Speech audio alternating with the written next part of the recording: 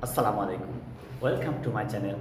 I am Abdus Salam, assistant teacher, Rajshahi Collegiate School, Rajshahi. My dear viewers, today I am going to make this video class especially for the beginners who want to learn English and who want to develop speaking skill. How to speak easily. Look at it. How to speak easily.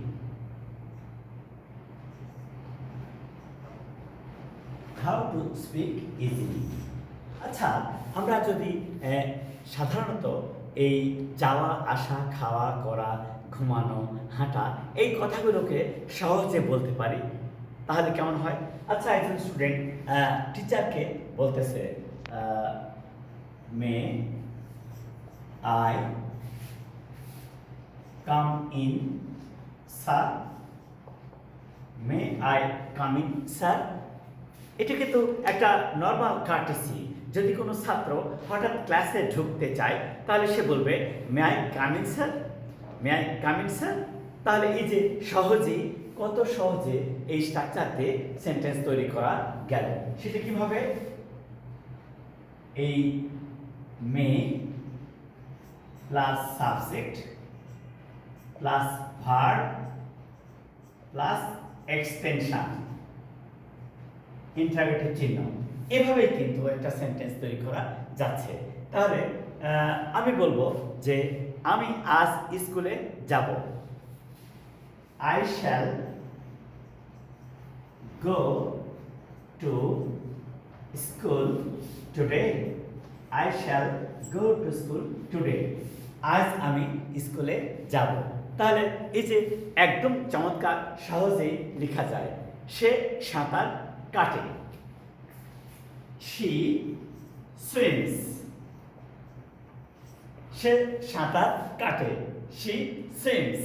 একদম easy. আমি বাইরে যেতে চাই। I want to go out. আমি বাইরে যেতে চাই।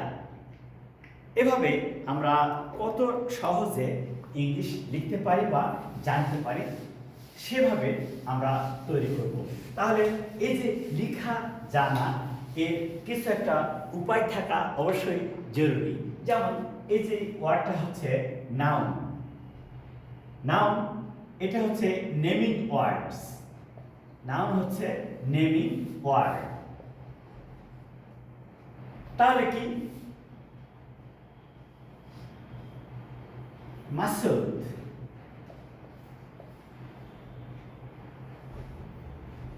Swims. আমরা যদি এইটুকু বলি তাও সেন্টেন্স কারেক্ট, তাও সেন্টেন্স কারেক্ট।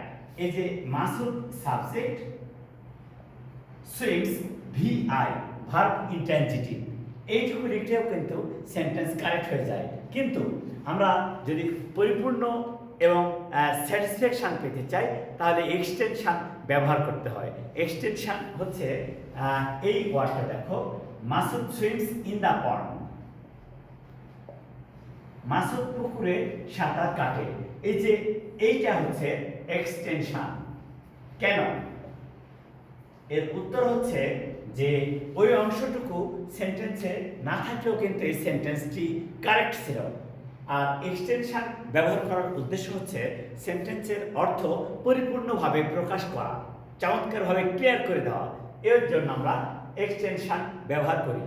আচ্ছা, এখন প্রশ্ন হলো, আচ্ছা এই সেন্টেন্সটা দেখো তো, he wants a boat. He wants a boat. সে একটি নৌকা চায়। He wants a boat. He subject, wants verb transitive, a boat এটা হচ্ছে অবজেক্ট। এখন প্রশ্ন হলো যে এক্সটেনশন এবং অবজেক্ট কেন বলছি আমি এখানে কেন এক্সটেনশন এবং অবজেক্ট বলছি? যদি এই অংশটুকু আমরা প্রশ্ন করি হোয়ার, কোথায়, উত্তর হলো ইন দি পন্ড। আর এই যে এই অংশটুকু আবার এটাকে যদি আমরা বলি হোয়াট, কি চাই, মাসুদ কি চাই, হি ওয়ান্টস আ বোট, সে একটি নৌকা চায়।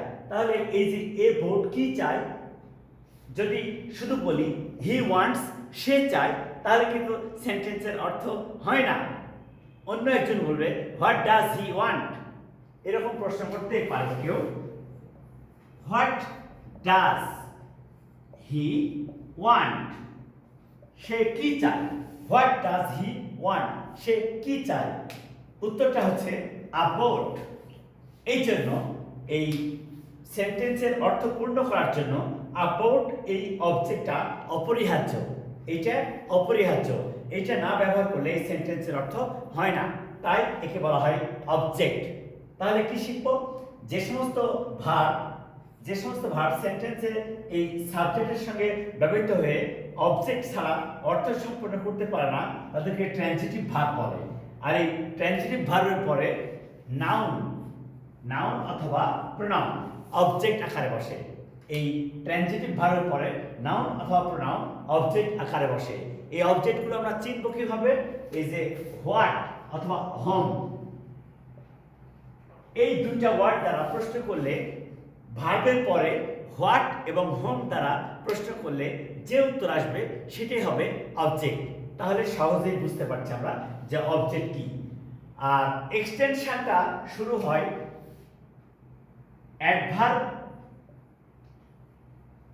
অ্যাডভার্ব অথবা প্রিপোজিশন দ্বারা। এক্সটেনশন এটা শুরু হয় অ্যাডভার্ব অথবা প্রিপোজিশন দ্বারা, কিন্তু ওইটা সেন্টেন্সের অপরিহার্য অংশ নয়। এক্সটেনশন বা ছাড়াও সেন্টেন্স কারেক্ট হতে পারে। যেমন আমরা আর একটা উদাহরণ দিয়ে সেটা প্রমাণ করব। তাহলে এই যে নাউনকে মাসুদ নাউন, তাহলে নাউন সেন্টেন্সে সাবজেক্ট আকারে বসে, নাউন সেন্টেন্সে সাবজেক্ট আকারে বসে। আবার বোর্ড কি, এটাও নাউন, এই নাউন সেন্টেন্সে অবজেক্ট আকারে বসে। তাহলে সেন্টেন্সে নাউনের ভূমিকা কি, নাউনের ভূমিকা হচ্ছে যে কখনো সে সাবজেক্ট আকারে বসে, কখনো অবজেক্ট আকারে বসে, কখনো এই যে প্রিপোজিশন তার অবজেক্ট আকারে বসে। সেন্টেন্সে নাউনের কাজ তিনটে। আমরা আর একটু উদাহরণ দিয়ে আরো এটাকে ক্লিয়ার করে দিই যে অবজেক্ট এবং এক্সটেনশন কি এবং কিভাবে আমরা বুঝতে পারবো, সেটা সহজেই এখন আমরা কাজ করব। যদি বলা হয় যে শামীম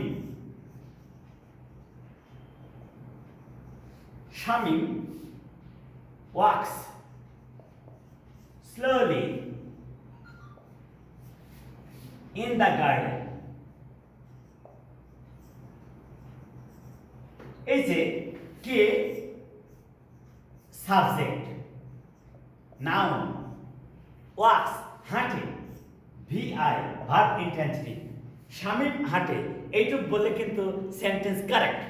শামীম হাঁটে এইটুক বলে সেন্টেন্স কারেক্ট। আচ্ছা কিভাবে হাঁটে, এই যে স্লোলি এটা অ্যাডভার্ব, কোথায় হাঁটে, ইন দ্য গার্ডেন এটা place of action, place of action, place of action. তাহলে এই সমস্ত বিষয়টাই হচ্ছে এক্সটেনশন।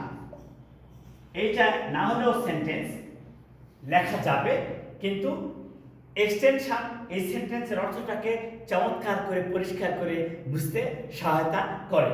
তাহলে আমরা এখানে দেখলাম, এই অংশটুকুতে দেখলাম হোয়ার, হোয়েন,